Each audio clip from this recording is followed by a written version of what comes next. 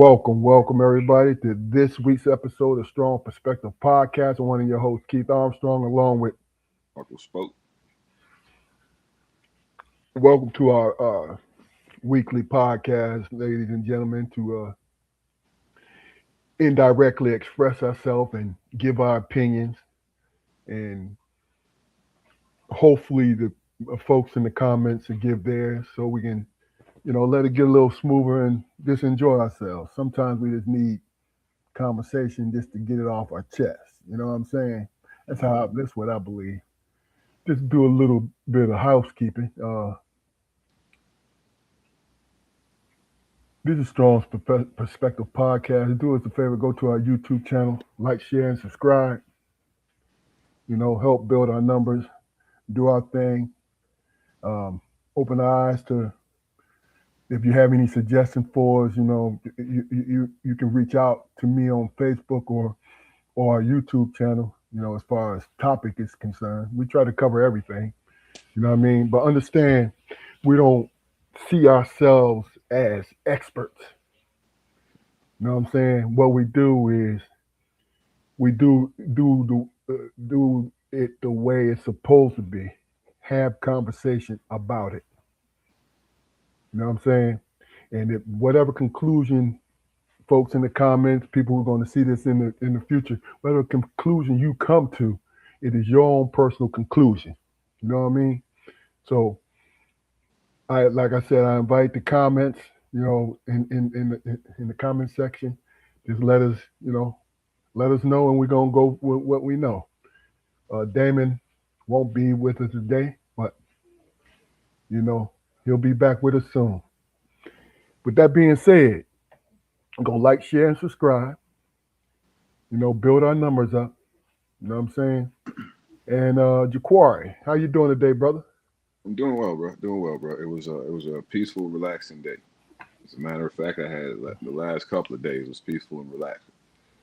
Uh, Outside of my regular work schedule or whatever, man. I had to take a couple of days off to myself, man, and nurse myself back to where I think I'm supposed to be. Physically, mentally, Everything. okay. You know, you get to a point where things just start to become monotonous, Yeah, yeah, and you just need and this and I tell you, man, I took like almost 3 days, right? Because I was just feeling run down and sick and tired, man. But I realized, man, that I just need to figure out a way to be away from all of that for a longer period of time, man. And I'm not talking about a vacation. gotcha, gotcha. You know what I mean? Yeah, But I mean, but throughout a person's career, I imagine they go through phases like that all the time, man. So mm-hmm, mm-hmm. I get you. I understand. I understand completely. You know, that is the first step in self care, I believe. You have to recognize, even if you got a goal, even though you're running on empty, sometimes you have a goal you're trying to achieve, but you know, you also have to put yourself in the position to understand what your limits are. mm, You know what I'm saying? yeah, You don't want to cuss nobody out when they don't deserve it. Because you know what's so funny about it is, this is my own personal opinion. The people that we curse out aren't the people that we want to curse out. They just get friendly fire. Now, it used to happen to me a lot, man. But I've gotten control over that. I yeah, can't. I do not. I do everything I can, man, not to give people undeserved heat. yeah, and then Because I can. that's me too. That's me too. Because like I said, I don't want to give you friendly fire. Yeah. You know, um,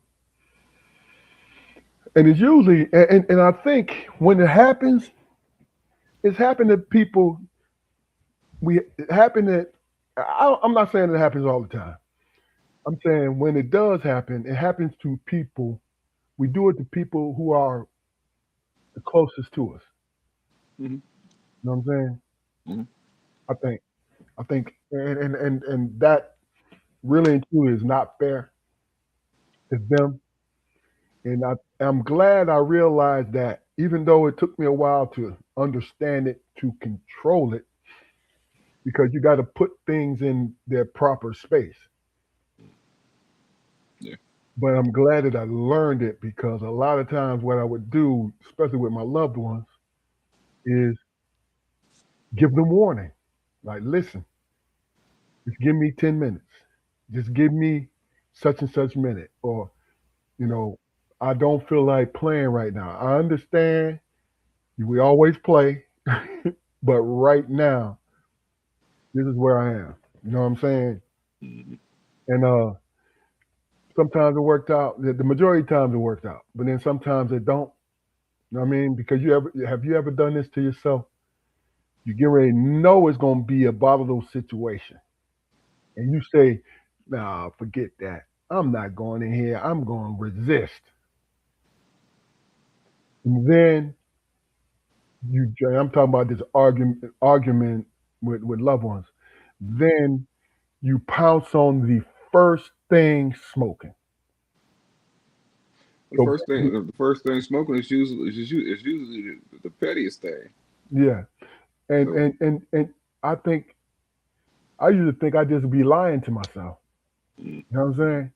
I'm gonna go in here and I'm not gonna say nothing and I'm gonna do this and then they may not even be aware of it. They might be just on the same old thing, or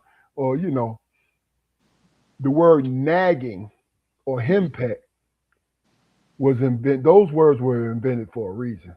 mm, You know what I'm saying? Because I know, and what's so funny? Me and my wife are reversed. She says that I nag too much, and I said no. What I do is I remind you. I remind you of things that we have to get taken care of. I know, I know. Well, that's what it is a reminder. You know what I'm saying? And she doesn't see, and it's not a critique of my wife. It's the simple fact that it's a very hard skill to be able to see your part in things. And yeah, it is. I have not perfected it, but I am in that country learning the language. I am attempting to learn the language. Like, you remember me, you remember you telling, I used to tell my friends all the time, and we just on casual conversation, I'm an asshole.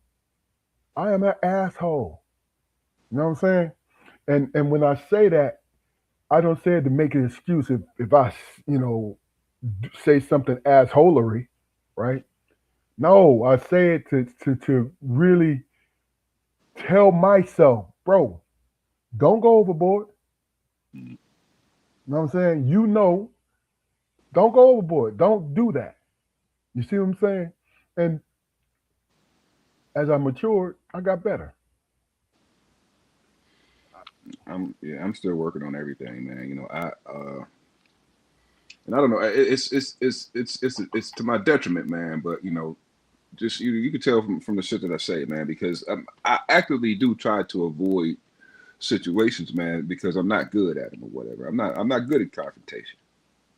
It's and then and through self reflection, man. Like you just said, admitted to my part and shit. I that's that's an ugly face for me, man. That's an ugly face for me. Uh huh. So if I do have a blow up, in my mind, I've done everything that I possibly could. Gotcha. Even if the blow up is quick, But I don't have blow ups with people. The only person I have a blow up with is my wife. Hmm. We argue, we go back and forth or whatever. But And I'm not proud of that. I'm not proud of that in any, in any way, man. Because if anything, she's been my sounding board for every fucking thing over the past almost 20 years or whatever, man. Yeah, yeah. But she, and also in my mind, I'm thinking, man, well, shit, she should know. She know what kind of motherfucker I am. But that's not. I'm sorry. I gotta disagree with that. It don't make a difference whether she know. It's not, Because if you want to change, it's your responsibility to change. yeah, but I mean, That's why I said to myself, I'm not just saying that to you. I This get is it. you, I you understand understand it. I that totally understand it. I totally understand. when I told you I'm in the country Hmm. learning the language, that's one of the first 2 or 3 sentences I learned. You know what I'm saying? I understand that. I Like totally understand it. take responsibility for what you do. And the thing about it is familiarity when it comes to your wife, your children, it does breed contempt. Meaning the more and more they get to know you, Mm. the more and more they don't listen to you. You know what I'm saying? But you have conversations with some man, and they claim to not have that phenomenon happen in their home, and I'm like, Uh-huh. I just don't believe that. I mean, I maybe just don't believe it. I think their wives probably hold their tongue if it does. I think it's possible. I think it's possible. Or the fact that they choose not to argue Mm. and just please. You understand what I'm saying? Because I think to me, it's a fine line when it comes to because there's levels to it. There's bickering, which that's a playful thing. You know what I'm saying? Bickering, meh, meh, meh, meh, and going back and forth.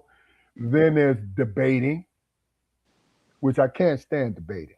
That I can't stand debating because when you debate, you're not looking for an answer. Mm. You're not. What you're trying to do is win. Mm. You know what I mean? So, um, and then there's argument, meaning there's a problem that neither one of you want to concede. You know what I'm saying? Mm. Even though one of you are wrong, or both of you are wrong at the same time. You know what I'm saying? But that argument, that's what really takes work. The bickering is just a playful jab here and there. You know what I mean? Especially when you have years under your belt. You know what I mean?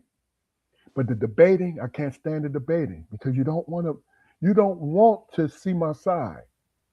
You know what I mean? It's an absolute refusal. I mean, and it's like you be out in the world, man, and you have random people telling you how rational and how calm you are, and just how inviting and how approachable you are.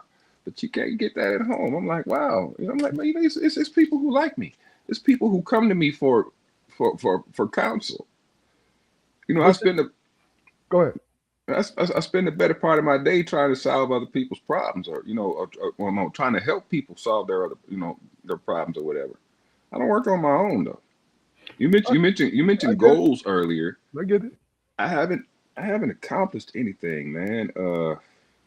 Ah, And no, I haven't accomplished anything for myself. I've accomplished things for other people. that's a touchy thing, but go ahead. I've Yeah. accomplished things for other people, man. But the most recent thing I can think of is what's today's date? Today's date is the 10th. Yes. 9 days ago, man. I was on July 1st. I'm at my job for 15 years. Okay. Okay. 9 days ago, and I didn't even realize it till about the 6th. Mm-hmm. Mm-hmm. You know what I mean?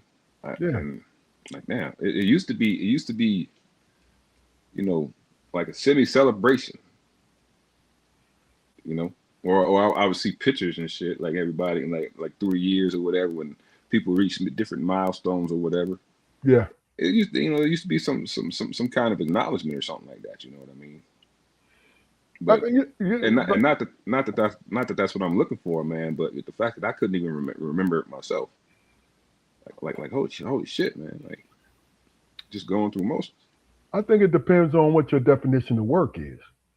So you have an artistic soul, and you're a very talented person, right? If you was doing something along those lines, meaning acting and all these different things, right? Hmm. It would be easy for you to find the accomplishment. You might have a goal in that acting, but it'd Hmm. be easy for you to find it. See me, I see work as what it is. It's work. You see what I'm saying? Even though when I was working, when I was employed, when I was a deputy sheriff, I did great services to people, right? But I understood it as being a job. So at the same time, the work I did on myself. Now, me personally, ah, when it came to making money, I should have done a lot better. I mean, I'm cool, but I should have done a lot better. But the thing about it is, the worst mistake I made was having that be a measuring stick instead of looking at what I actually accomplished as a person as a whole. Because really, man, I think you're being unrealistic, not being unrealistic. I think you're a dreamer when you don't want to be wealthy. You know what I'm saying? Because, and this is my opinion, you don't want to be wealthy and you're just satisfied with what you have. Because I was always satisfied with what I had, right? But I never took into account what my wife wanted more than just the home. You know what I mean? More than just bills being paid, more than just going on vacation. You know what I mean? So putting myself in the position, seeing work is what it was, is where I could do well. Everything that I did in my lifetime when it came to work, when it came to sports when I was younger, it was at a high level. You know what I'm saying? Because that's how I saw it. I enjoyed basketball, so that was never work. You see what I mean? But regular work, once you get in and you get to know people and you know your job, is what it's just like breathing. You show up and you do what you do. When you do something fantastic, okay, somebody shake your hand. Good job, Keith. Right? And Don't you even move matter. on. Yeah, it don't even matter. I mean, it's It don't matter. It that's don't not matter. that wasn't my goal that morning. It was to wake up and do something fantastic, man. And Yeah. I say it all the time, man. Don't don't let the compliments people give you become indictments because they will. They They'll, will, man. They really, really will. you will fiend for them. You'll No, fiend for yeah, not. I mean, that's not what I mean. I mean, not in that context. That's even though that might be an aspect of it. But what I'm saying, man, is people will start to resent the fact that you're approachable, and they'll start to resent the fact that you come in and you don't try to force your negative on them, and you try to be pleasant, them. and they'll call you fake because I know they ain't, I know they ain't like that at home and all this and all that. I mean, why does it matter to you what it's like for me at home? Why is that anything that you would even bother to process? Yeah. And Yeah. then I get into that. It's the woe is me. Why is these motherfuckers like this? See. But as you said earlier, though, I mean, that I have no idea of how they're taking what I'm putting out. Yeah. So Yeah. you know, Look, I come from that old school saying, right? Like the example you just gave. First of all, if you feel comfortable in saying something to me on a personal basis, that means I gave you permission, right? But if it comes unwarranted, I come from that old school, like, who the fuck do you think you are? Yeah. And ready to understand your answer. And don't care if I offend you because you offended me without my permission. Mm. Because if I'm treating you with the utmost respect, you either obviously don't have a high opinion of me because you feel as though you can invade my space. Mm-hmm. No, I'm a nice guy. I'm approachable. I'm a conversationalist. But if you think that you can invade my space and not be retaliated against verbally, Mm. you know what? You're a new fool. I knew, yeah. You know But what see, I'm saying? my thing is this though. The statement you made about things coming out of the blue, I don't believe that anymore. Okay.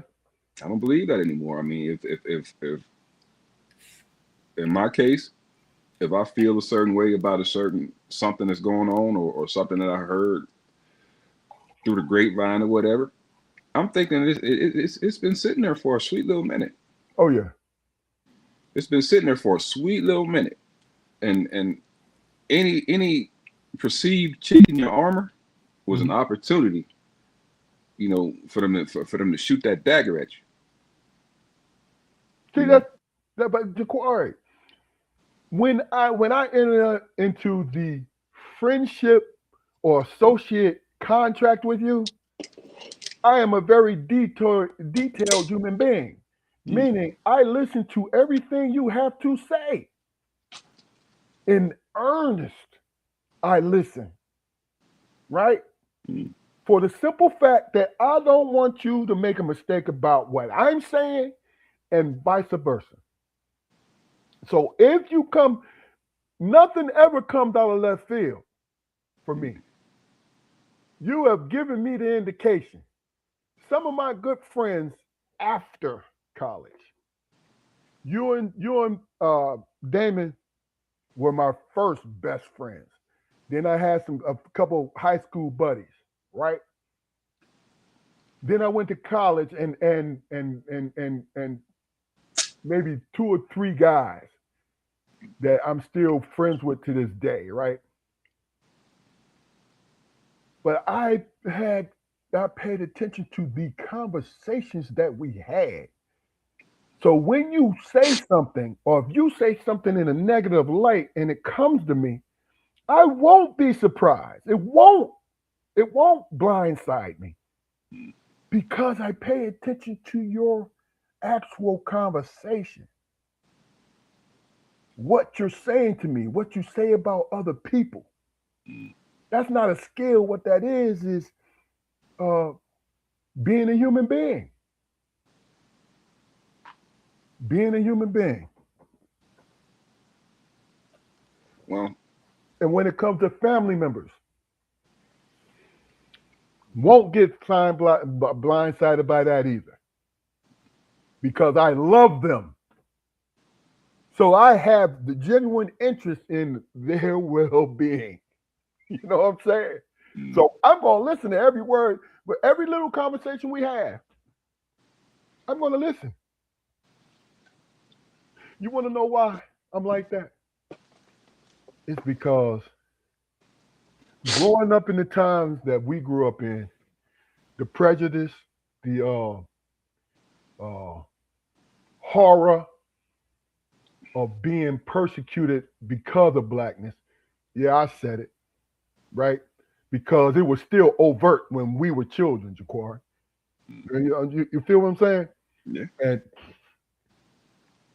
it made me want to choose peace until it was time for violence. It made me want to choose peace until it was time for violence. You know what I'm saying? So even if I think you're lying to me, I'm gonna give you the benefit of the doubt if it gets the show moving forward. You know what I mean? Mm. I You mean, you see, got go ahead, Javon. I agree with you about the times we grew up and everything, man. But I have a problem because I don't believe I was properly prepared to deal with the situation when it was coming from black people. You know what I mean? Mm-hmm. It was just all about this is us. All all of us grew up. Probably all of us who experienced this podcast grew up in the era of us against them. Yeah. Nobody mentioned us against us. And when they did, it was all about statistics and stuff like that, man. But But you listen to the conversation. I mean, you got to think about the majority of our elders were coming from conservatism for safety purposes. You understand what I'm saying to you? mm, We were conservative to keep our families and ourselves safe, right? So, what we were taught was the baseline of if somebody speaks in a, even though you and Damon's upbringing was different because the parents that we had they were on some black radical stuff and individuality, right? But the thing that you miss is that loving conservative elder, how he looked at somebody who making ripples, what he says about the ripples. You know what I'm saying? Like, that's a little jitterbug right there. Oh man, he's a troublemaker because he wants his rights. I'm just this is an example because he wants his rights. He black power. He love who he is. She love who he is. They are right, and our conservative and rightfully so because it was about safety. Man, there was some horrible things being done to us, obviously done to us in communities in the South, the North, the East, and the West. It was done. We would hear them look, but instead of getting them in real time, we would get what? What would we get? We'll get the rumors, and the rumors are accurate because when it came to black folks being shot down, right, by police because they were perceived as a criminal. See, those laws changed, bro. Those laws changed because it was like the Wild Wild West. If you were fleeing, if you were fleeing, a lot of jurisdictions had the right to shoot you in the back. You know what I'm saying? Because of the law. This is white and black now, right? But guess who got shot the most? That's all I'm saying. And so it's not like a black white thing. No, your perceived threat is the black man and the black woman. You know, and this is a passing thought. I just want to throw this out there. Malcolm X, Medgar Evers, Martin Luther King, prominent civil rights folks that people listen to, right? They didn't even make it to the age of 40, spoke. That people listened to. Now we had other leaders that was movers and shakers, but I'm talking about as a whole that listened to a whole communities was listening to these men. They didn't make it to 40 because of hate. mm-hmm. You know what I'm saying? So it's like that is weird and it's crazy at the same time. Yeah, yeah. And I'm sure it's white men and Spanish men and Asian men who didn't make it, who was movers and shakers that didn't make it to 42. But it's just weird to sit there and think about because we still talk about them. We still talk about them. You know what I'm saying? We do. We still do. No, so what I really and truly, this is an interesting subject because what I mostly learned as I was growing up is to sit still and listen first. Because, like I said, we were taught by our generations were taught by conservative black folks so we could survive. You got to be at least 2 to 3 times better than them to really and truly get what you deserve, and then you only gonna get partial of that. That's the kind of thing that was going on, you know. Um, and there was a lot of like overt, not behind the scenes, overt, overly aggressive resistance towards us moving forward. Yeah. I mean, it is what it is. You know what I mean? I totally agree, man. And I'm not trying to be, you know, Mister What about us though, man? But I'm saying, how do you address that shit when it comes from black people? Not the overt racism, but just the negativity, man. The volatility that can come when you're by yourself in a situation like that. Okay. It sort of feels unsafe, Yeah. not in a dangerous way. Because I mean, my whole life, man, whatever came at me, it was what it was. Hmm. I've never sought to bump heads with anybody, but you know, I definitely don't or ever created those situations. I've never been a bully. Never been a person who had to go and grandstand around about a bunch of people to get attention. Yeah. Yeah. You know what I mean? And I mean, maybe that's what it is, man. I mean, because you said you were an asshole. Uh, yeah. I mean, I can be a dick. I can be quite dickish sometimes. You know what I mean? But it's not purposeful. Hmm. Like I tell people, man, like, look, you might get tired of me, man, because I come off as a know-it-all. You know what I mean? In some regard. And Right. yeah, I get it, man. But it's not about like the stuff I talk about.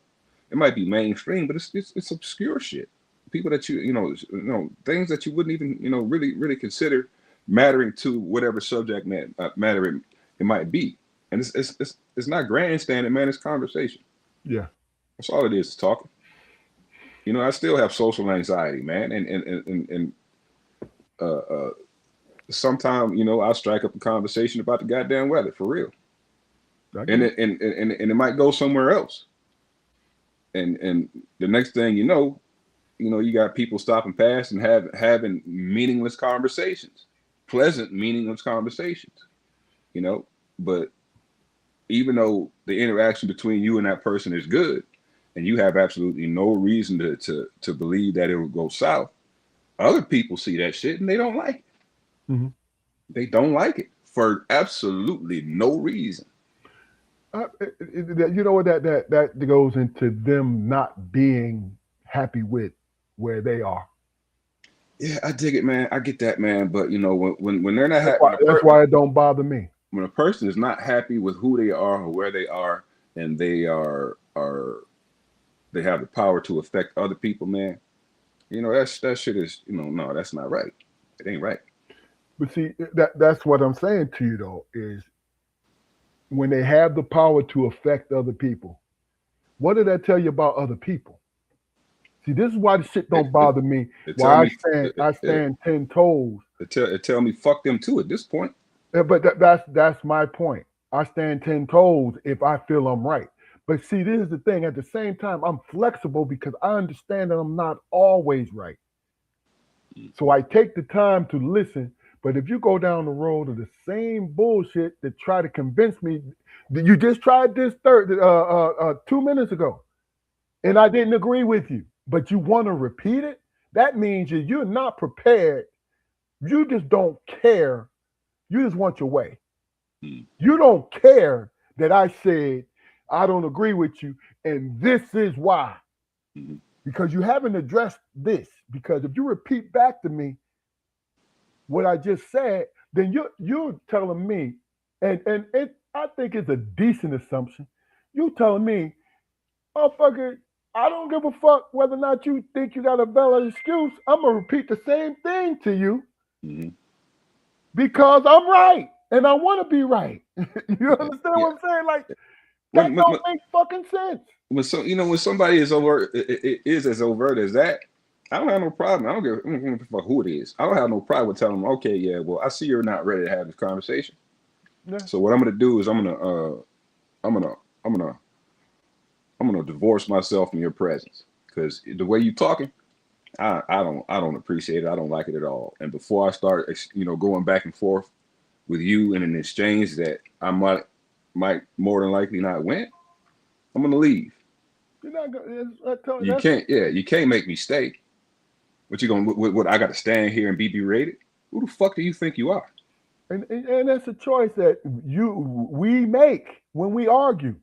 Yeah, Like, I'm not. yo, remember when, a while ago I remember saying to you and Damon, hey man, I don't argue no more because the person, I'll get my point across, but the person does not want a solution. You have to agree. For me to win an argument, this is my point. For me to win an argument, that means whatever comes out of my mouth has to convince you. Mhm. And you have to sit there and say, oh, you're right. But when I see, because I will attempt to solve the problem, and then it's not like I'm on a higher level. No, I don't want to sit up here and just go back and forth with some BS, man. Mhm. I can't do it. I can't do it. You know what I mean? Because I want to be right just as much as anybody else.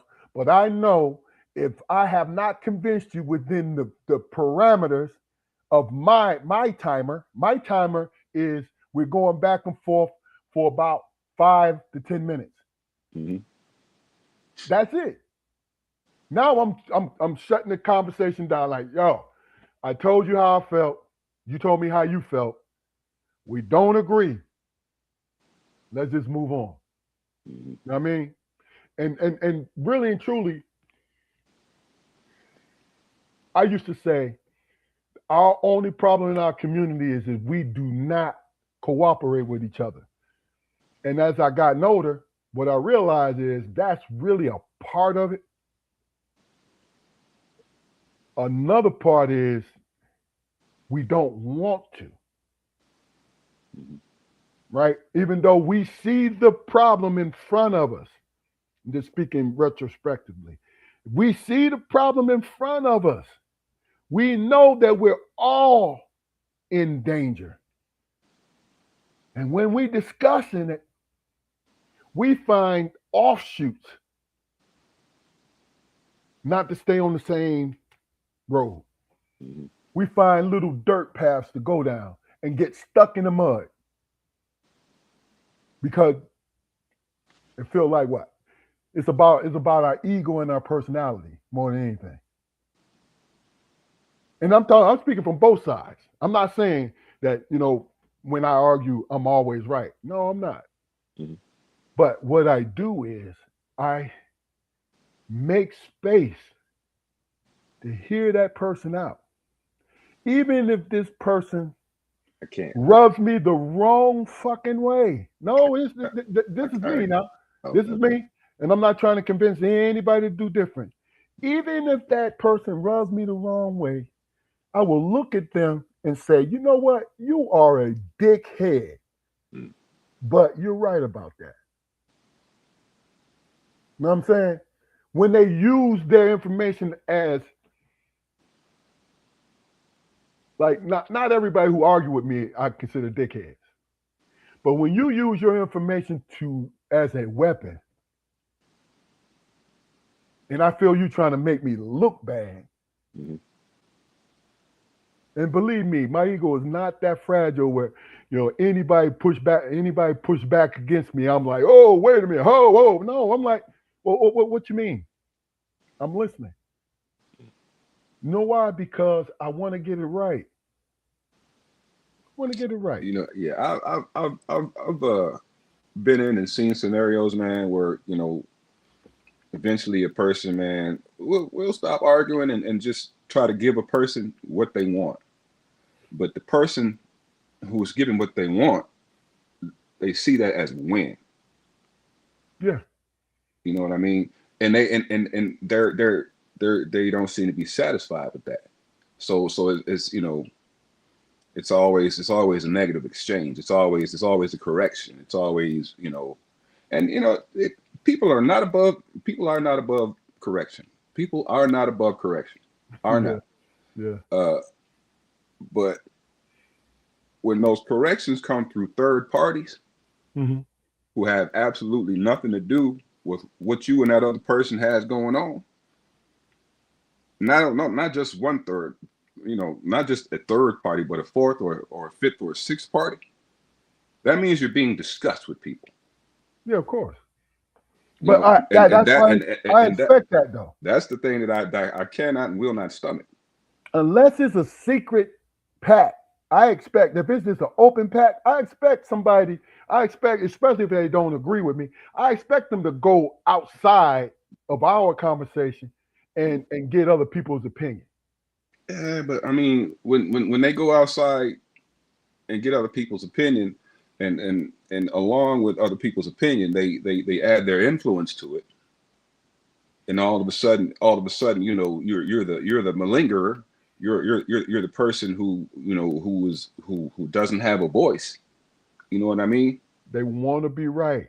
They want to Man, be I right. I, I cannot I can't condone that shit, man. I know, no, I understand why you wouldn't want to. I don't respect it, man. I don't respect it, man. And I don't either. and personally, man, if somebody was to ever approach me with something like that, man, I'm gonna do everything I can. I would do everything that I could to stay professional. Hmm. But you're gonna hear what I have to say. Yeah, And if you choose to if you choose to do it, to do it in front of people, then you know God bless you, because yeah, you need to be prepared for some stuff. yeah, Because I'm gonna say everything. I'm gonna say everything. Because I still believe in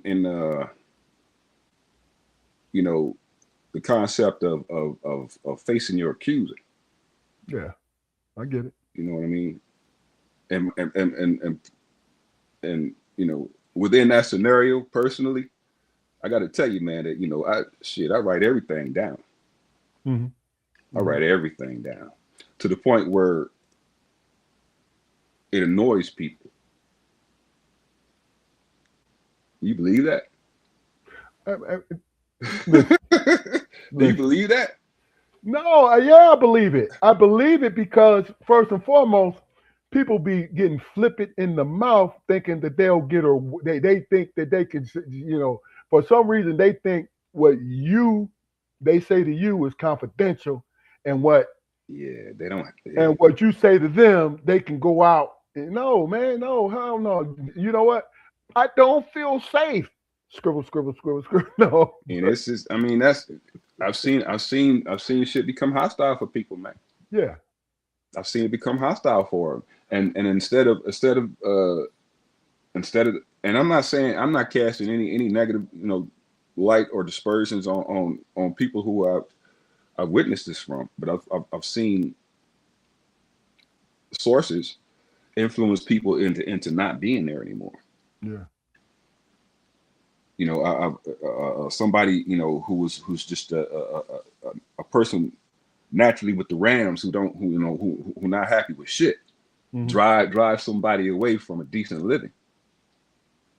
Yeah, You know what I mean? yeah. And I refuse to let that happen. Oh, of course, because you have to live. I mean, Yeah. I see myself as this. Okay, when it comes to people that I'm involved with, friends, family, associates, business partners. What I try to do is be as close to my authentic self as possible. Meaning, I'm willing to work towards a goal, a resolution. I might not agree with it, and I'm not going to say anything, right? But here's my thing: you have to be careful, and this is really all.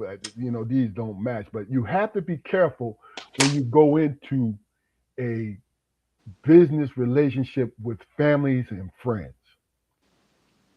And the type of personality you have to really be careful of and understand and be able to navigate around is the passive aggressive wanting to lead person. And what that is, I mean, and my definition of that is somebody who'll sit there and tell you, "Oh, it don't matter to me. I'll do what the group say." You know what I mean? I'll do what the group say. Like, no, let's discuss this a little more. No, I'm good with it. This, that, and other. Right? Then it's a great meeting. Then after the meeting, you get phone calls. Well, why this? Why that? Why this? Why didn't you ask this when we were there? You know what I'm saying? I ain't want to. I'm always the one who seems like, no, you're not. I'm the one who says everything. I'm the one who bring it to the. You think because you said to me that you are leading this. Because if I say, I'll give you an example. If we all agreed on navy blue for a concept or something, right? And then later on you call me and because you thought about it, and you just say to me, even though we got other people involved, you just say to me, that navy blue is not going to work, man. I don't even know why they mentioned the navy blue and this and that, and this is why it won't work. I said, well, why didn't you say something before? Mm-hmm. Because I understood what it is. You say shit to me because you know I'm going to say something if I agree with you. Now, if I don't agree with you, because I want it to move, if I don't agree with you, you need to go say something to them. Mm-hmm. You understand what I'm saying? Yeah. See, I get sick of situations like that, though, man. I mean, I've developed a certain technique for, because I'm not going to be I'm not going to be I'm not going to be a mouthpiece, because there was a time in my life where I would have done that. I've done it too. Yeah, but I mean, and it always goddamn backfired. Always. No, it don't backfire. What I For think it me, does. for me, it does. It did. Yeah, I don't do it anymore. I don't give my ideas. I don't like meetings. I don't talk in meetings anymore. I mean, I think that when I talk in meetings, is they move it forward. You know what I mean? Because see, the majority of times, Jaquari, I am involved if I'm with a group of folks and we're trying to get something done. I'm involved as much as I can be. You know what I'm saying? I'm not just dialing it in. First of all, the couple characteristics of people is you let everybody else do the work and then you show up on the day and you work harder. Now you want to take credit for it. Or yeah, I made sure that this happened and that happened and all this, and you want to remind people this what happens. You know what I'm saying? Mm-hmm. When somebody comes up with an idea, and everybody chop it up, then later on you come back and, well, that here's a variation of the idea that we all agreed upon, but we should do it this way because you have an agenda. You have an agenda.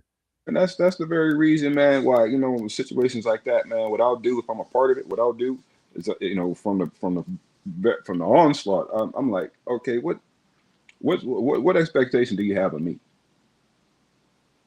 That's What do always you got to come up. what do you want me to do specifically? Okay, because all the planning and all that, I could care less about that.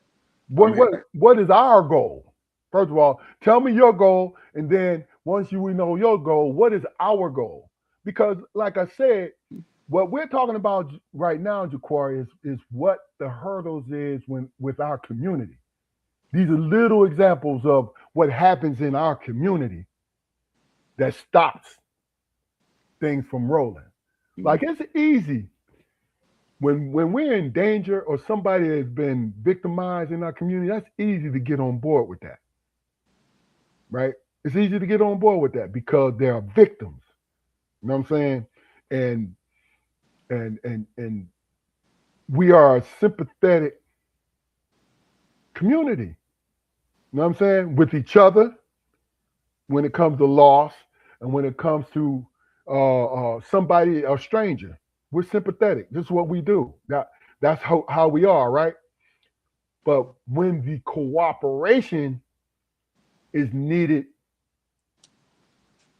for the community to move, all the little pebbles get in the way that feel like mountains. You know what I'm saying? That feel like mountains. Like And one, the princess and the pea. She can't go to sleep because there's a pea in the bottom mattress. hence my approach, man. I do what I can to make sure that I have a clear understanding of what's expected of me, Yeah, and I get it done. Now, after yeah. I get that done, I'm more than willing to come along and help out with another project, for the sake of the group. But the thing that I am responsible for at its core will get done, Hmm. even if everything else flies off the rail. If I told you I'm going to have something prepared, then that's what I'm going to do.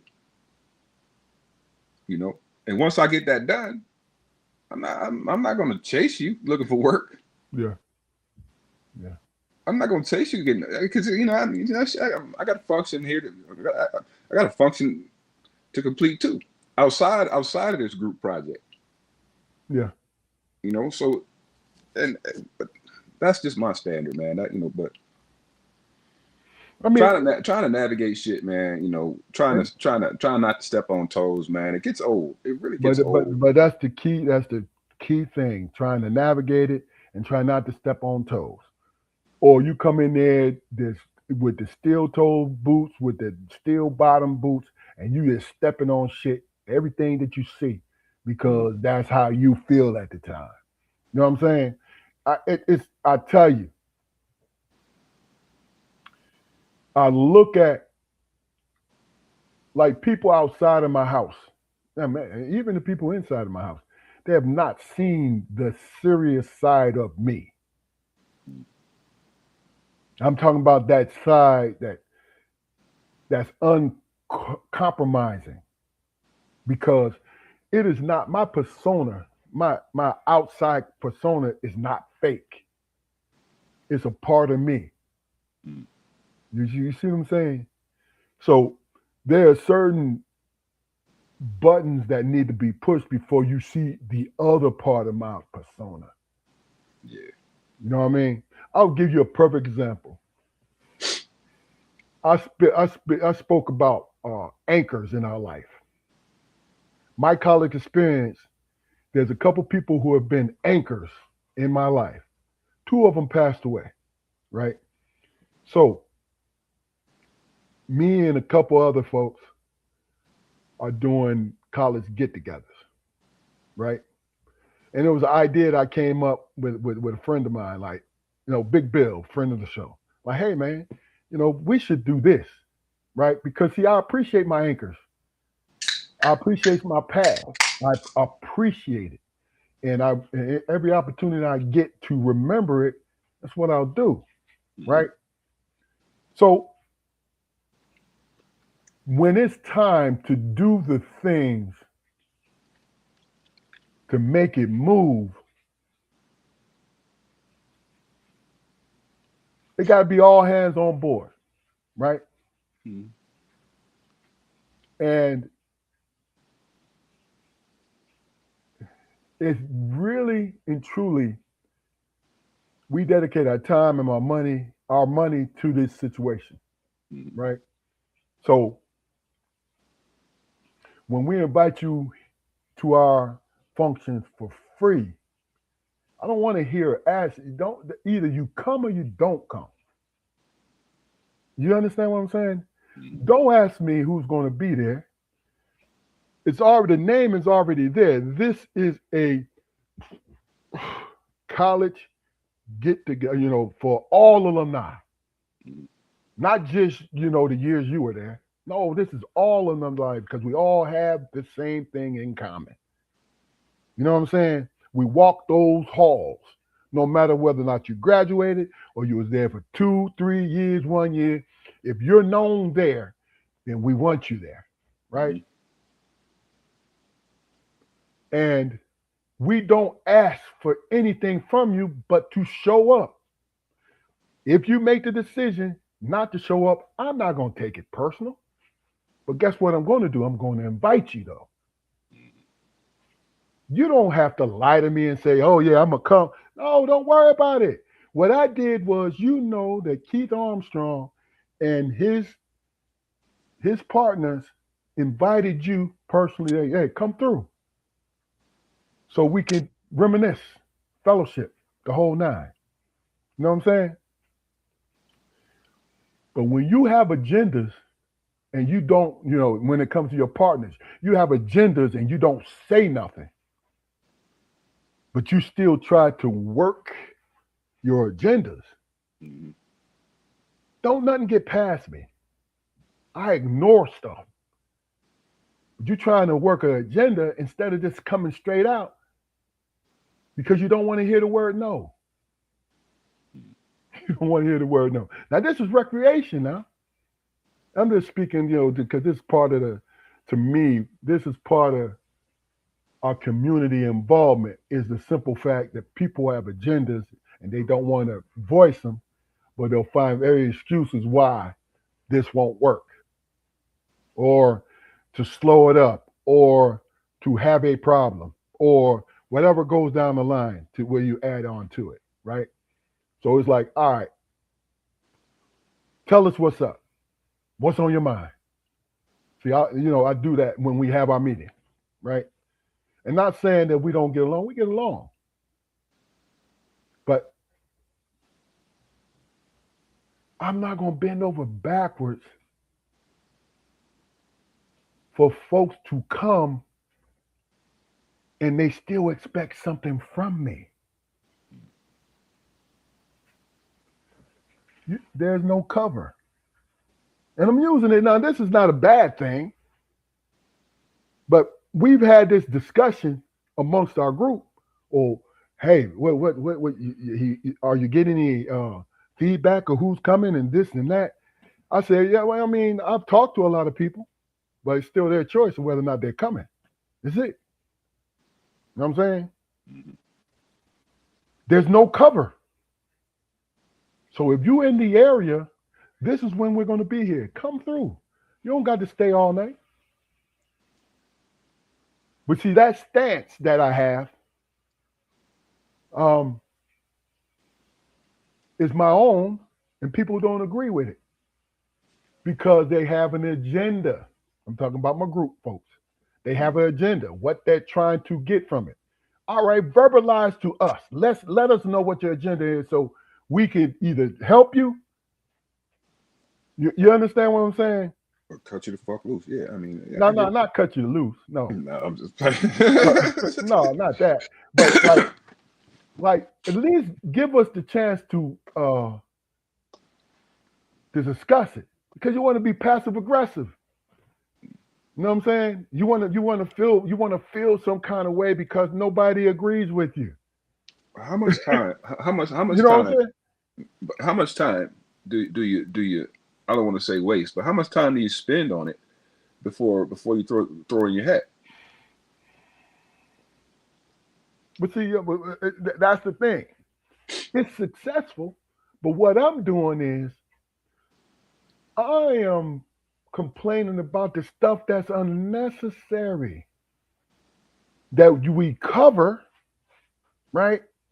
But it keeps resurfacing. Mhm.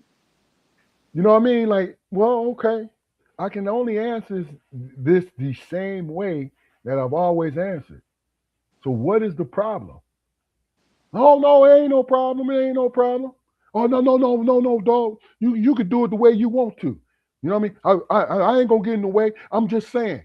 You're not saying shit because if you did say it then, you know what I'm saying? But see, people don't want to feel like they're gonna blow up the situation. No, if you say it, if you pose it in the right way, it's not gonna blow up. But people will know that you disagree. You know what I'm saying? I found, man, when people, when you're the primary in this situation, and you start to move differently, man, and you stop talking, you stop communicating, it's either going to go one or two ways, man. People are really, they're either going to be concerned, or you're going to become the root of the problem. Hmm. That's the Hmm. only two outcomes I've experienced personally. I get it, and it makes sense. But you know what we spent the last 15 minutes talking about? Mm. It's really not a problem. It's just an example. I've engaged in it because I think that that's a part of our emotion. Like, say, if a brother that comes up with a great idea, because you can be poor and have $1 million idea, but because you're poor, people who are on the same station as you or higher, right? They miss it because they're in a higher situation or they see you struggling. So Mm. you have this great concept and like, yo, you know what we need to do, da da da. Even though you might have the intelligence for it to work, but you're judged by what you have more than anything. Like, how many rich con artists have gotten away with millions and millions of dollars because people get blinded by what they have in the bank, in which they stole from people, Hmm. instead of listening to what they say. Like Ponzi schemes, right? Yeah. The The knife, people who the people who get duped, if they're on the outside looking in and they see, if they really pay attention, they're like, oh man, I can't put my money in this.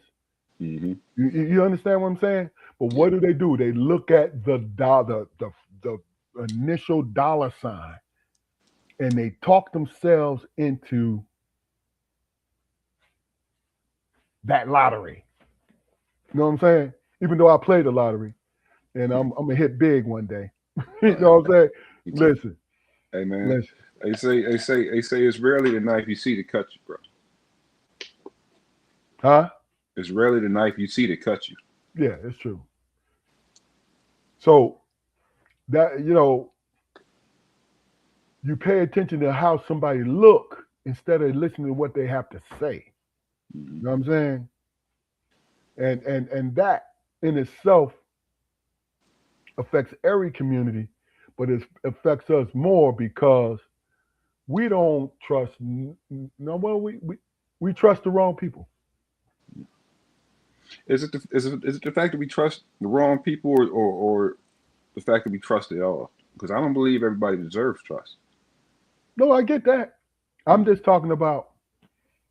And I don't have to. I don't. I mean, I don't have to trust you to interact with you on a social level, on a work related level, or anything like that. Because you're not really in my life. But Mhm. I will not allow you to fuck with me. Yeah. Where does that come from? You Well, know, I'll give you a perfect example. I think it has a lot to do with self preservation. Because first and foremost, Donald Trump is in office because the folks who voted him in office and helped him cheat and steal off the office, right, hmm are afraid to lose what they don't have. That's like being. I mean, that's the same as being in a fight that you didn't know you were in. Nah, Yeah. explain that. Explain that. I mean, when shit is not necessarily sweet for a person, but there's no friction, and Mm-hmm. then all of a sudden there's or at least a perception of friction because there's a change, Mm-hmm. you know, but the change did not come with a discussion.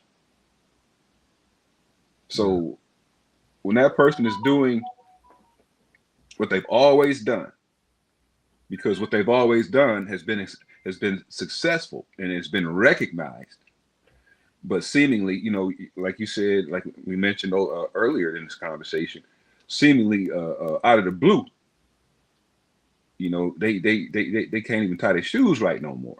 Mm-hmm. Mm-hmm. I mean, and all it takes is a conversation, man. Especially in the professional world, man. You got to give people the heads up. You know, Yeah. especially when you think they're deficient in a department. Train them, Yeah. train that person, That's true. and for God's sakes, have a conversation with them. Have the balls to say, hey, you're dropping the ball here. Yeah. Yeah. Have the balls to do that. I've had many of those conversations, and I had the conversation not to berate them or put them down, but to help them Mm. because I had the expectation that somebody would come and do the same thing for me, in which it has done before. So that reinforced me being that person. You see what I'm saying? Yeah, I mean, but to me, man, that's along the lines of trying to help a heavy person lose weight by calling them fat all the time. All that is, that's some ego shit, man. I'm saying, though, I mean, but if the person calling a heavy person fat believes that that's motivation, It's not fucking See, I'm saying, I that's my mean, point. I'm agreeing with you, Ja'Cory.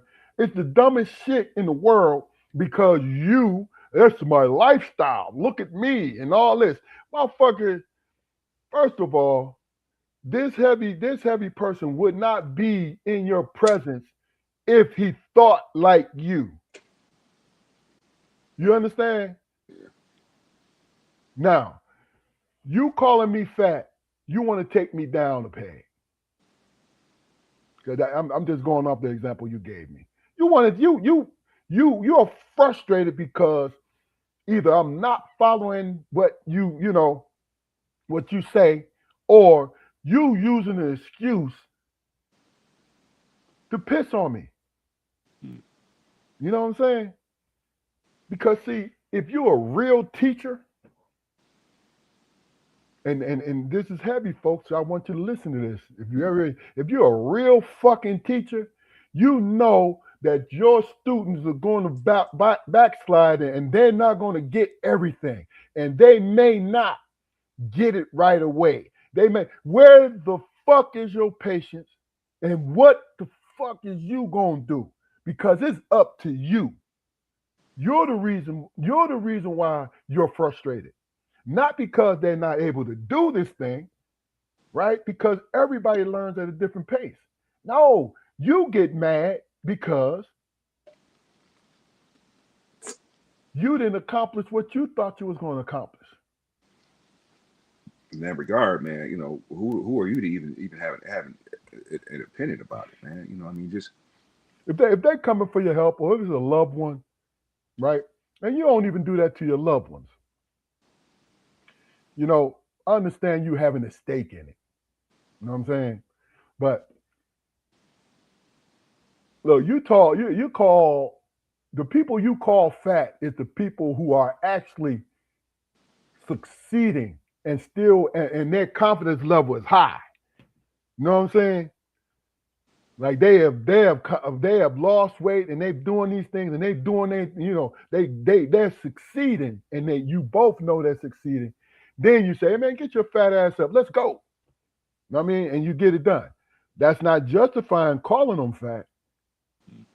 But what I'm saying to you is, you being a real teacher, you know that you can help your student realize that they're being successful, even if it's a small, minute bit of success. You let them know you are being successful. Let's keep going. You know what I'm saying? Teach them. What about when the negative is coming from several points of view, though, man? I mean, when you, like I said earlier, man, when you feel like you're on a fucking island, you You know know what I what? mean? Still using the getting in shape scenario. First of all, you the person that's getting it from different fronts. What you do is address what they feel here and here, and you let them see. You help them to see who they are and who you see, especially if you see that they are being successful. Like, yo, man, this is what I see. Now you make your choice of whether or not you want to believe me or not, but this is what I see. This is what I see you do every day. Sis, this is what I'm seeing you do. You are actually moving forward. You are making yourself do something different than you were. You pointed out to them, right? And like, look, this is something that I wish you would believe me the first time, but I'm going to keep repeating it to you because that's what teachers do. You know what I'm saying? Yeah. Because that's the difference between a teacher and an educator, in my eyes. Because I think it's a difference. An educator just gives you the information. A teacher gives you the information and show you how to apply it to your situation. Yeah, I can agree with that. I mean, even though they technically are the same, but really and truly they're different degrees of the same. You know what I'm saying? Well, what if you didn't ask for the information? If they don't know how to give it to you, then that's a problem. But if it's just through a conversation, Hmm. like really a conversation, and to me, what I've done in the past and have been done with me is the right person will just ask a question on why I'm doing this and actually listen to me. Hmm. And once I'm done, it's like, hey man, the reason why I asked you this, I've done this before. The reason why I asked you this because da da da da da. You see what I'm saying? Hmm. Now, it could offend that person anyway. You know what I'm saying? But the point is, I'm not coming at you with no hostility. You know what I'm saying? It's It's hard, man. It's no, I mean hard. It's it is. hard, man. I mean, serious. Because you said, how a few minutes ago you said, something about what you give, like in a work scenario or something like that, man. The people, oh, I'm not gonna say that. I'm not gonna say that. But people don't understand. People don't understand who you are sometimes, man. They really don't. Okay. And is that their fault? Absolutely not, man. But when you're a person, man, who goes out of their way to to do the best you can by people, and your in your opinion, you approach with sincerity and honesty, Mm-hmm. but you still have to suffer the fucking barbs of hearsay. It bites. It bites like a motherfucker, man. You know, and if it's been going on for a while, and you're just now hearing it, you feel let down. I get it. You feel let down, man. You feel really, really let down. Yeah. But you get over it. Because you got you. So okay.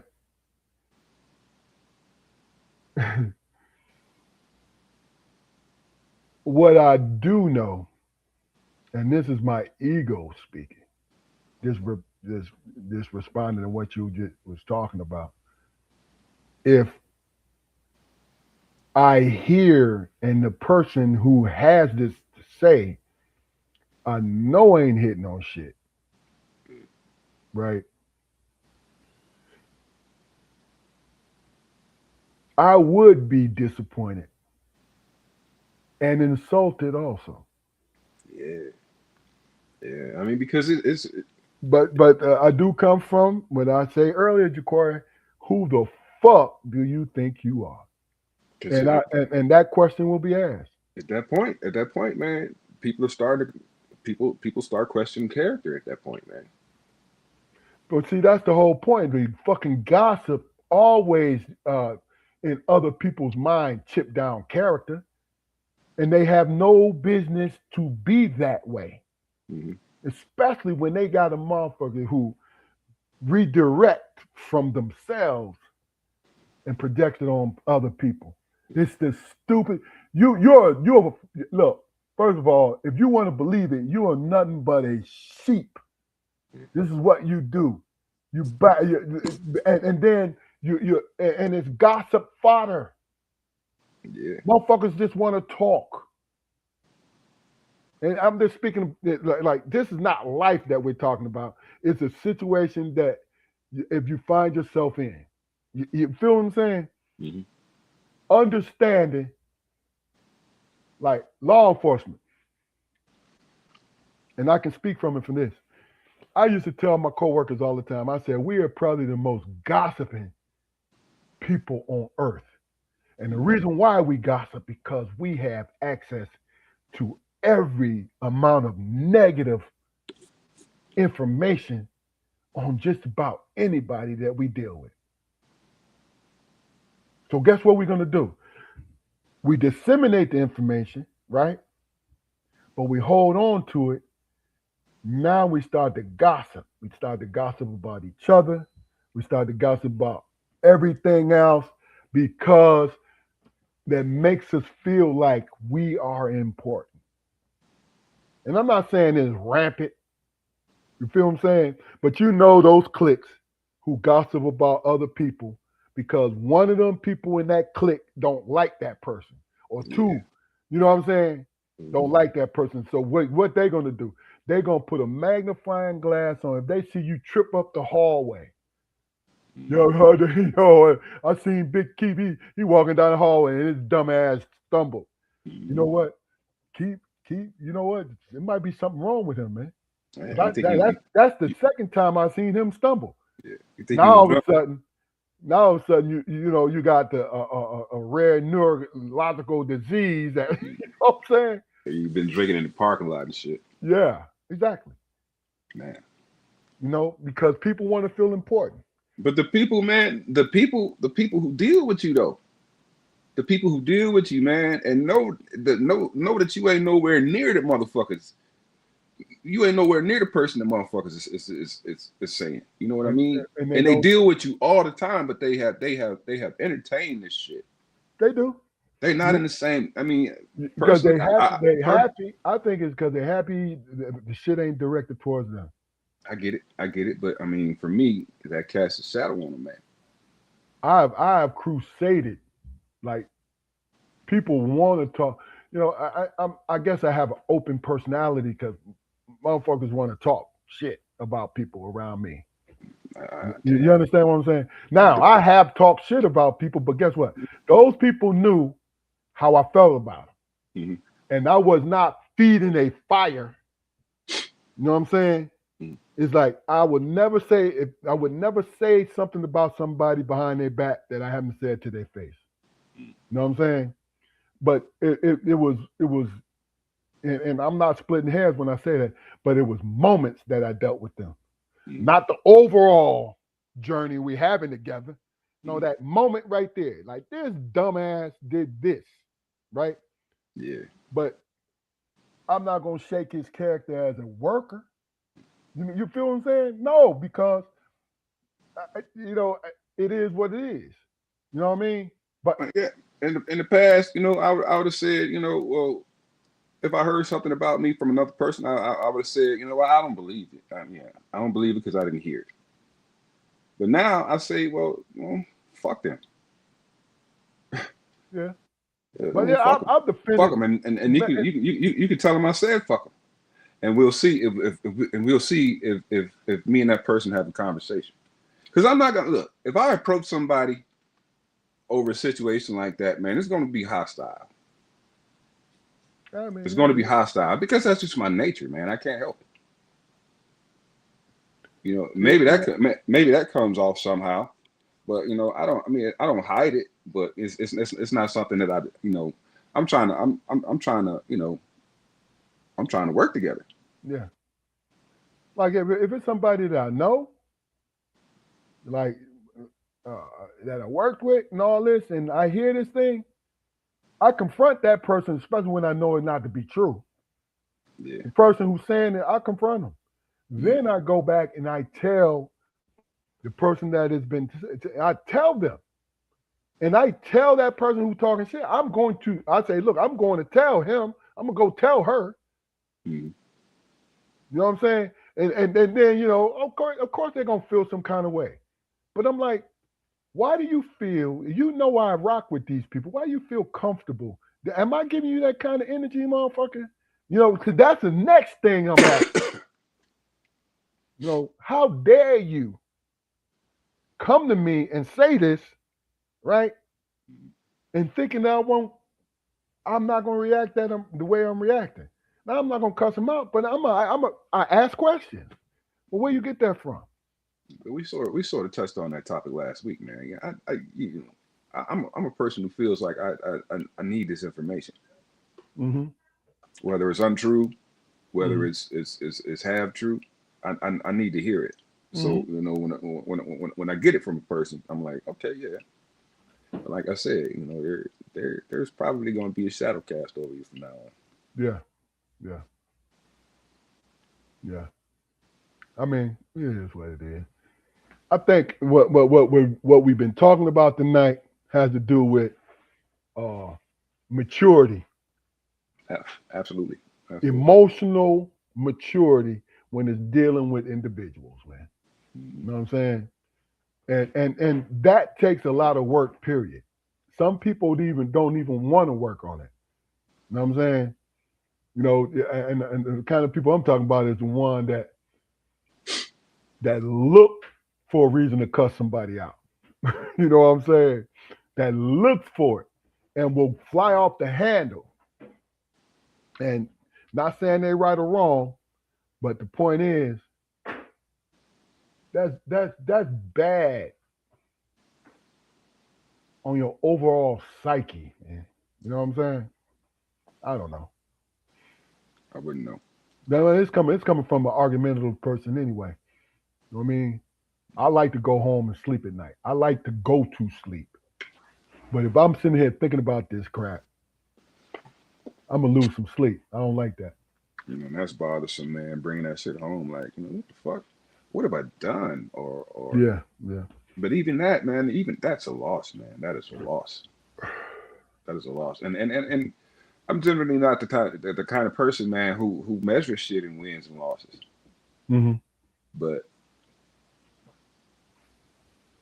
something, you can't question my character, man. I won't allow you to do that. Yeah. 'Cause there's been times, man, where I could have been a shitty person, you know, and I might have got the lottery end of the deal or whatever, man. But like you said, man, I slept well. I Yeah. slept well, you know. But motherfuckers feel like they're the expectation is for them to bend over backwards, man, and they're putting themselves, through that discomfort Hmm. for the sake of the group. I don't think you don't have a leg to stand on when you come to question certain shit. You don't have a leg to stand on, man. I get it. I get it. I think it's sad because we are speaking of our community as a whole, we are very, when they talk about these other and these are small minute motherfuckers who get a platform and want to feel some kind of way and trying to say trying to make themselves feel. I'll give you a perfect example. Godfrey. Godfrey and what's my man from Ninja Warrior? What is his name? The black. I know what you're talking about. Yeah. They got a podcast. Do they? Yeah, Nigerians. So they bring in people from different countries in Africa, right? Mm-hmm. So the one dude who played Nat, what Bass Reeves, the little Mm-hmm. guy, great actor. What is his name? Nigerian, whatever his name. He had and I think he was happy to get the attention from his fellow countrymen. But I watched him because I was a fan of his acting. British dude, you know what I mean? But to me, he's a powerful actor. But I was disappointed in what he was saying because it was obvious he was scarred because he ran into Americans who didn't have patience with, first of all, getting indoctrinated, coming into our country, getting indoctrinated into stay away from American blacks because that's actually a class for people who want to come in for citizenship. You know that, right? That's a section in there. There is an actual section, bro. Never heard that before. Man, this is what. Listen, why I believe it's a section? Because I tried to research it. Why I believe it's a section? Because they do it from the different islands, from the African continent. They say it to a person, like let me just finish this. This little guy was talking about how to do the American Southern accent, right? And he went through his changes and all. He's trying to impress these guys. And he said, yeah, and the slave, bring in the slave the slave accent, and then you're getting down here, and then next thing you know, all he did was change his fucking voice. But what he was doing was being a dickhead as he was going along, talking about American blacks, right? And what bothers me is all of that shit, even though it's a small percentage, but guess what? When we see them on our internet, that's the negative shit that we see. These people who have a platform, who might be angry, or who might be kissing the so-called man's ass, and they want to downplay, like what they say, we didn't have no culture. What the fuck do you mean? You dress the way you dress in England, in France, in Africa. You dress the way you dress because you seen us dress this way. Because you watched our programs growing up. The way you act, as far as interacting with each other, is because of us. Right? And I mean that in the sense that I'm not taking credit for anything. All I'm saying to you is, why the fuck do you feel you gotta piss on us to make yourself feel better? Like I saw a little Haitian girl, right, on one of these things. She went viral for this. She was on these brothers' show, and they called us dirty black Americans. We don't associate with dirty black Americans. And look, she said it with a straight face. And the guys handled it well, but they didn't handle it like I wanted them to handle it, right? Because she was cute. But if she was beautiful, then I'd be like, okay. You know what I'm saying? I understand. You trying to get these draws at the end of this joint, right? And she had the nerve to repeat it, dirty black Americans. From Haiti, bro. From Haiti. Now, if we were to believe all the stereotypes coming out of Haiti, what the fuck would come on, bro? Yeah, I get it. I get it. This is why I was surprised. I'm like, whoa, what the fuck? Really? Sis, you on that? Do you know what they tell us about Haitians ever since I was a kid? What they say about Haitians? You know what I'm saying? Yeah. But see, that's my point. Is no matter what language you speak, animosity as a black person, animosity, and I say black just for the sake of just saying it, but a darker skinned person, right? It's always directed to black Americans. Yeah. Always. You know what I'm saying? And that's a funny thing because when I moved down here in '95, I had a next door neighbor. He was from West Africa somewhere. I forget his country. I'm sorry. Good dude. But he was working almost 18 hours a day, two different jobs. He was a cook in a restaurant and he was cleaning at night. So this brother from he from Africa, one of the countries, but by way of France, right? So he would every time I saw him, we had great conversation, and he was he was tired as shit. I'm talking about his eyes were bloodshot. He was exhausted working. He had the contract. He had the cleaning service contract. Him and his brother. I mean, they working commercial now. This is a commercial contract, so they doing their thing. So one day he had one of his rare days he was off. He was sitting in. Remember those townhouses we lived in when I first moved down there. We were sitting in the front yard, and I was just out there. I just got off work, and he came through, and we're sitting up there and chopping it up. He brought his chair. We were just chopping it up, and I was just asking him questions. You know what I mean? So he hit me he tried to juke me like, hey man, sell me your Isuzu Trooper. Because I bet you if you give me that, I can ship it over there and I can get about $50,000 for it. Because it's a 4-wheel drive.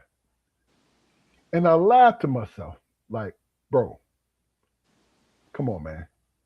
Whether it's true or not, why would I do that? See, you playing me for my greed. You know what I mean? So when he realized I wasn't gonna go for it, then we just in there chopping it up. I'm like, yo, tell me about France. Tell me about where you came from. So he sat there and he just broke it down to me. Okay, I see, I got you, brother.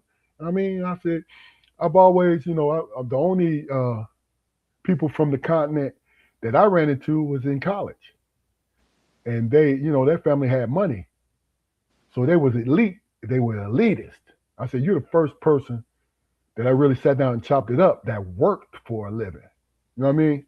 He said, yeah, now he's comfortable with me. He's starting to like me. So he's telling me, yeah, we don't, folks, my people, my countrymen don't like American blacks because of this and that. He said, but I'm different. I'm different. You know what I mean? Because we're all people and this, that, and the other. And I could have easily, and that's the funny thing about it. I was young then. I was 20, I was 30 then, 31. So I was still opinionated then, Jaquar. I could have just jumped to the conclusion, yeah, fuck y'all. You know what I'm saying? Yeah. And I was like, well, I asked him this one question, and he never answered it. And it took him a while to really think about it because he was like, that's a good question, sir. Right? I said, well, let me ask you a question. You're coming from an impoverished situation. and you come here and you got your chance and you're doing well. I say, I admire what you're doing. But why do you guys feel that we're the enemy? Now, this is the first time we ever had a conversation.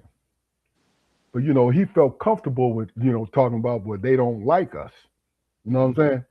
I said, why do you feel like we're the enemy? I said, have you ever had a, bad interaction with one of us? Is that what's going on?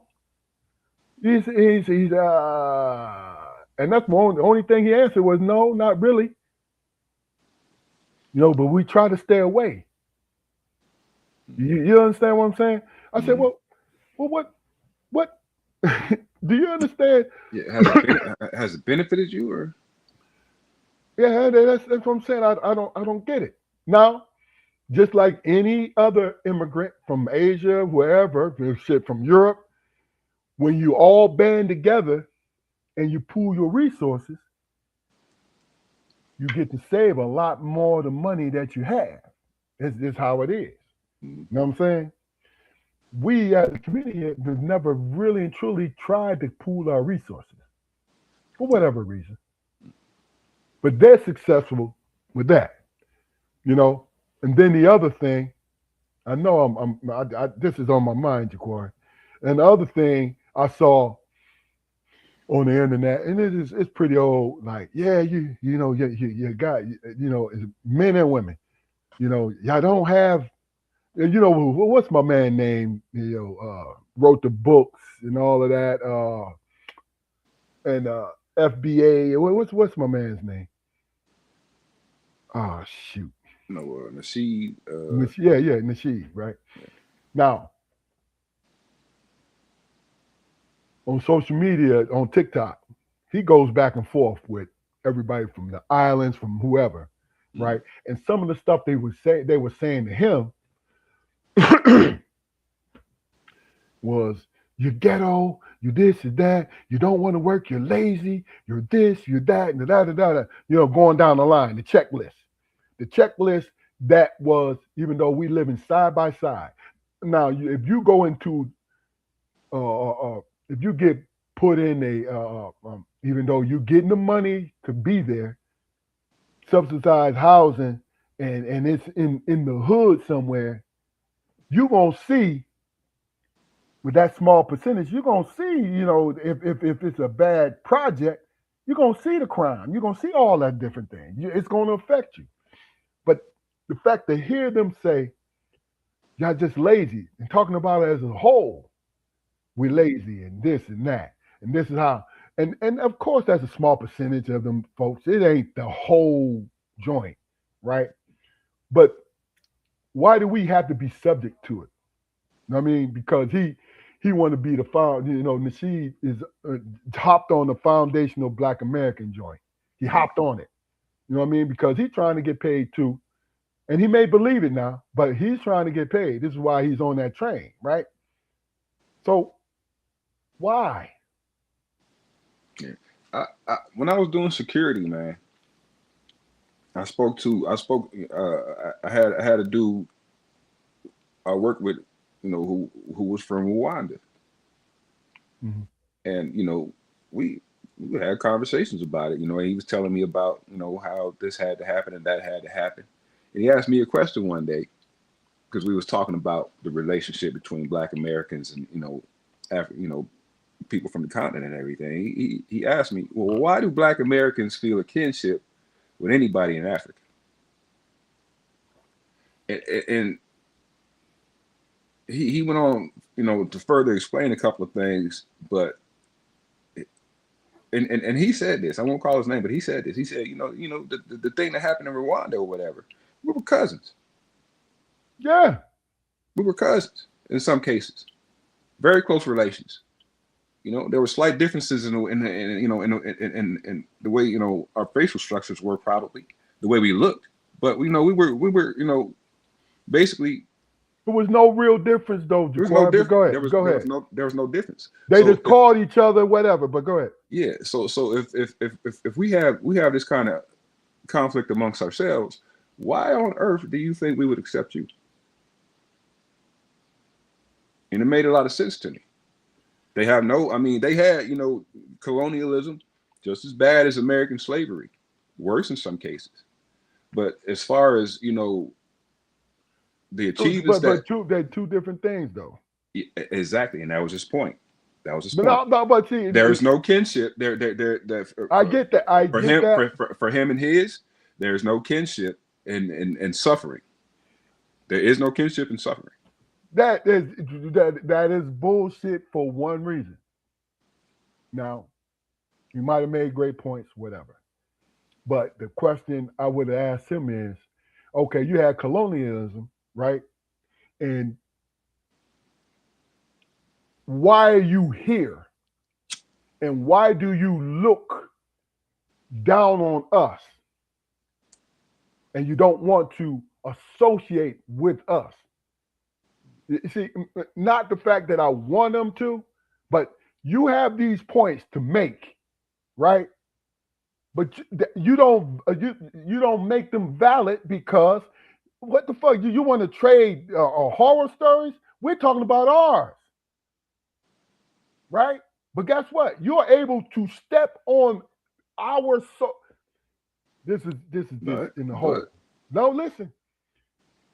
You're able to step here and be accepted, even more accepted because you're not homegrown. You have an accent.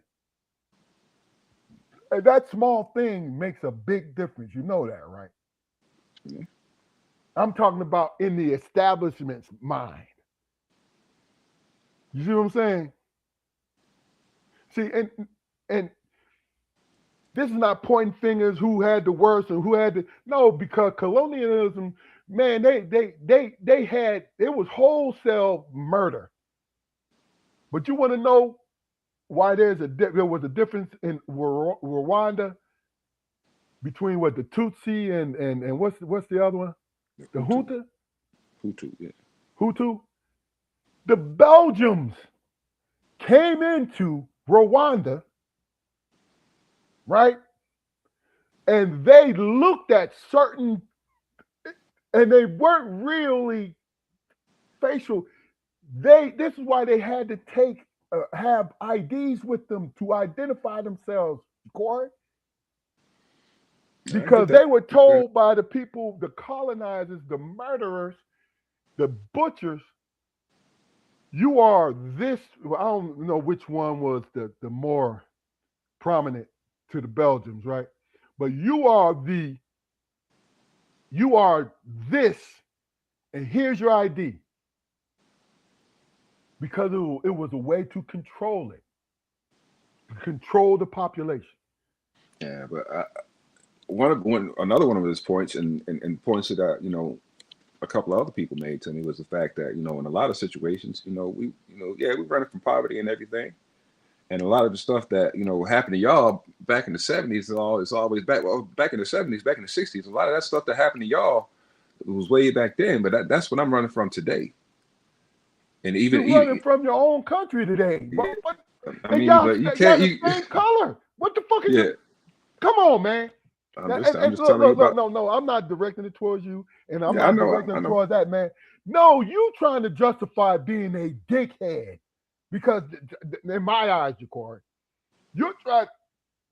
Listen, the people who are here because of the color of our skin makes it an easy thing, but you are getting it from white people and your own. And you're talking about you escaping, motherfucker, you're escaping to our reality because guess what? If you don't say nothing, you're gonna be treated the same. If you don't open up your mouth, you're gonna be treated the same. It's just a proven fact. You know what I'm saying? So the point I'm trying to make is this. How dare we find the smallest thing from our point of view and their point of view, the smallest fucking thing not to cooperate. That's the biggest bunch of bullshit I've ever Seriously, dog. I think it's bullshit. Okay, you say, well, you don't know where you're from. Yeah, I do. I'm from the United States. That's where the fuck I'm from. I was born here. Our people was born here. Whether or not we was born, our ancestors was born in captivity or not, this is us. This is who we are. This is our soil too, you dumb fucks. White and black, you dumb, stupid fuckers. This is us.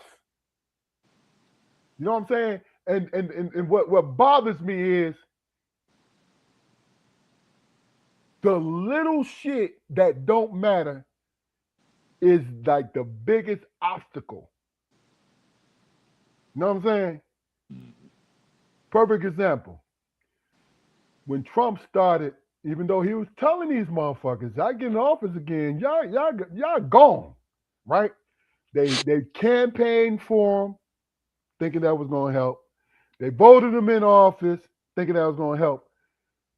And when they started deporting people, right? The people who was talking the most shit, like I said, we always get the small percentage of motherfuckers, bro, that comes out and goes viral to the masses. But it's the perception, right? The people who was talking so much shit about when Trump going to get in office, we're going to do this, we're going to do that. You know, thank you, Mr. Trump. You know, they on that shit, right? Then all of a sudden, when black folks don't go out and protest for these, you know, for these folks, right? While they being deported, because we always spearheaded all of that. You know that, right? When his first term, when they was putting them, you know, when the Hondurans was trying to cross the border and they was grabbing those kids and putting them in them. Who do you think was down there protesting? The majority of black people protesting that shit. And then you get the folks who definitely afraid of being sent back to their country, talking shit about black people, because like I said, that small percentage is always thrown to the masses. You feel what I'm saying? Now all of a sudden they like, I saw a dude who like before he talking shit about black people and Trump and this and black people that and blah blah blah blah blah, right? And then when he got in second term, he started deporting motherfuckers. What happened, black folks? Why ain't y'all here helping it? This same motherfucker. You know what I'm saying? So it's funny as hell. Like the little Asian dude. Remember the Asian dude? Yeah, y'all talking about protesting, y'all boycotting us. Well, look, where you think you're going to get this from? And where you thinking, motherfucker, where you think you're going to get the money from if we really and truly boycott your dumb ass? You know what I'm saying? But guess what? The people with the money contacted that motherfucker, and guess what he came back and did? A week later. He retracted it because you stupid motherfucker, you biting the hand that feeds you. Because guess what? We do frequent your little corner stores and shit. We do frequent your because it's cheap food. Even though some of it, you know, the stir fry might be a little bit of cat up in that motherfucker. But the point I'm trying to make is we spend our money with you motherfuckers. But you want to feel a certain kind of way. Now, I don't know. Like I said, but you know, I've been on a rant. But my point is, how dare you pretentious ass motherfuckers? Like, damn, what the fuck? You know what I'm saying? Like Godfrey has been all about black Americans the whole time, and then lately, some shit happened. Oh, when the guy I brought up earlier, he was on there. He was on there with that, you know, he got his eyes all. I was so disappointed because I love him as an actor, man. What the fuck is his name? He played Bass Reed in Paramount. He is a man, Jaquari. If you've seen the interview, man, you'll be like, man, what the fuck is going on? Yeah, you know what I'm saying? That's just like the young lady who was in Wicked. Yeah, same thing. Shit on us too. Yeah, and the thing is, I mean, not to cut you off, but the thing is, the most popular shit that I've seen them in, they didn't use a British accent. Yeah, I know that, which is crazy. So you become successful at modern day blackface, basically. Exactly. So with Godfrey, you know how Godfrey been on that Black Americans and Black Lives. You know, he's saying it, and then he was even talking against, you know, this, that, and other, right? A woman who was on, I think it might be his nightly podcast. I seen him on it. He was in there talking. It was live. A woman came on and she said, "Yo, I was disappointed because you didn't react the way you were supposed to." How the fuck was he supposed to react? But see, the thing about it is, folks expected Godfrey because Godfrey was on that train. You'd be like, "Oh, wait a minute. Wait a minute. No, that's not fair. Whatever, whatever." You know what I'm saying? Mm-hmm. But, you know, he treating the guests, whatever reason why he let it fly. You I get what mean, I'm saying? he's a comedian, man. Yeah, So exactly. a comedian's gonna let you. He's gonna let you, even if you're putting your foot in your mouth. Yep. If he thinks it's funny, Yeah. he's gonna let you go. And he got mad at the lady. And I'm not making no excuses for it. He got mad at the lady because the lady said she was disappointed in him. Mm-hmm. Right? And that really and truly uh, uh, uh, hit a sore spot with him. You know what I mean? Because he went on this, you know, this is what I mean. These blacks and that, bro. You know what I'm saying? Like, for real, the folks that we hear are very fucking ungrateful because of the blood, sweat, and tears that our previous family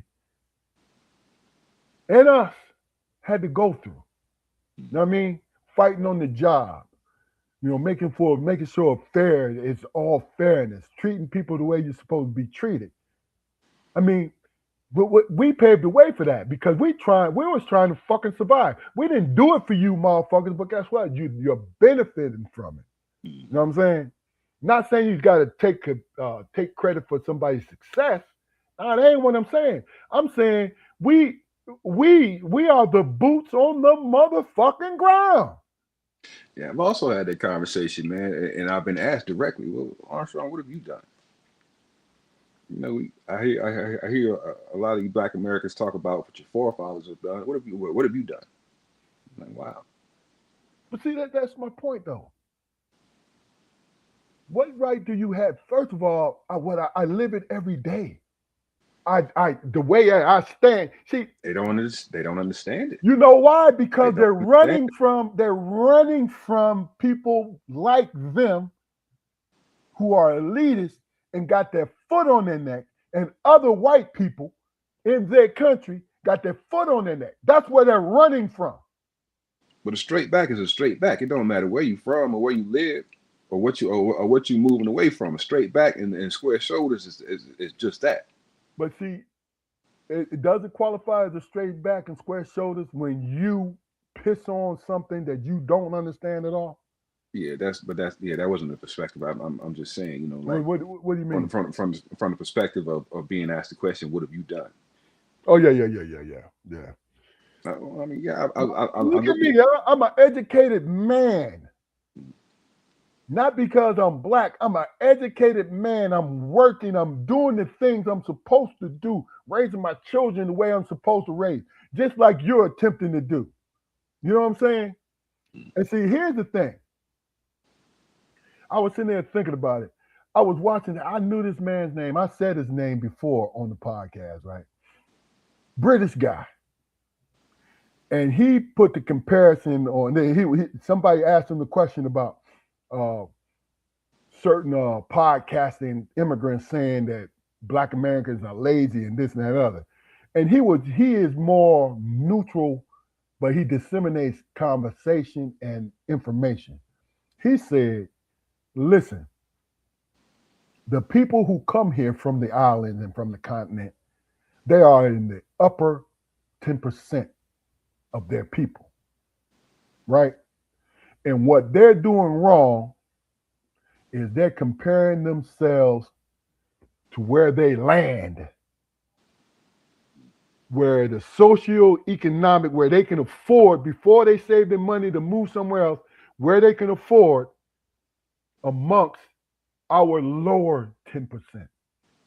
And he said, like I said, he's a British guy. He said, listen, if we were to compare Black Americans upper 10% to their 10%, Black Americans will run circles around us. He said, that's my problem with that argument in which they try to pose. And that's the truth, though. You know what I'm saying? That's the truth. So it's sort of like a sore spot to me for the simple fact that, we the majority of us, not all of us, the majority of us, when it comes to the darker hue, right? We are receptive, even if you're coming from a different place. You know what I'm saying? We are receptive to you and bring you in. You know what I mean? Because we know the struggle. You feel me? We know the struggle, and that in itself is insulting a lot of times. You know? Yeah. I mean, look, like I said, it's just how do you and I might be feeding the stereotypes, but you're coming from an impoverished situation. Then when you get here, you tell me indirectly, like I said, there's a small percentage of them because they have a platform. This is the platform. Say that you're better than me, and you may be coming from places where you know you don't have fresh water. You may be, you know what I'm saying? But you're coming from horrible situations because you wouldn't come here if it wasn't a bad situation. You wouldn't be here. No, I mean that's just my opinion about it. You know what I mean? But like I said, that's a danger. This multi internet universe is a very dangerous tool. You know what I mean? It's a very dangerous tool because it gets misused all the time because it made us have short attention spans, right?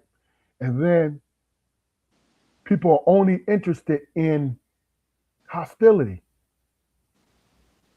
hostility and humor, the H and H, dog. You know what I'm saying? That's it. So when folks is come on with information, not saying our show is like big information thing. This is conversational show. But when folks come on with information and they talking about stuff, you know what I do? I take the time and I listen to them because there's so much information on this shit right now, man. I mean, I don't know if it'd be different, but imagine if our generations had access to all of this. That's all. I mean, that's just how I feel about it, bro. You know? And like I said, my brothers and sisters from the continent and from the islands and all that, I don't have nothing against you. But you know what? Your folks who get on there and I mean, Black Americans do this shit too. So I'm not like we completely innocent, but get on there and just be on that hostile bullshit because you're too immature to really have a conversation, or you trying to make money, trying to be viral. Because that's a lot of it too, though, bro. That's a lot of it too. Anything else, man? No, I think we covered. We covered just about everything without covering anything. Yeah. Exactly. It was a real actual conversation. That's all the fuck it was. And you know what? I'm glad. I'm Mhm. glad. But Any last words before we get out of here? Brother, I've thoroughly enjoyed the conversation, and I look forward to the next, brother. Be safe. We appreciate y'all tuning in today and later on, and in the future. Please go to our YouTube channel, like, share, and subscribe. Because one day, just like Basketball Jones, one day we're going to be stars. You're gonna be stars out this motherfucker. You know what We're I'm saying? going to be stars. Test me while you can. Yes, sir. Test me Yes, while you sir. can. Shit. You know, before you have to go through a producer just to get your question across. Mhm. You know, but we gonna show love to friends of the show though. Oh, yeah, But absolutely. please go to our YouTube channel, like, share, and subscribe. And we definitely appreciate you guys tuning in. And make sure that you have a wonderful weekend. Traveling mercies to you if you're on the road. You know what I'm saying? And God bless everybody who's watching. And what we'll do, we'll see you next week. This is Strong Perspective Podcast. I'm one of your hosts, Keith Armstrong, along with Jaquari Armstrong. Peace. Peace.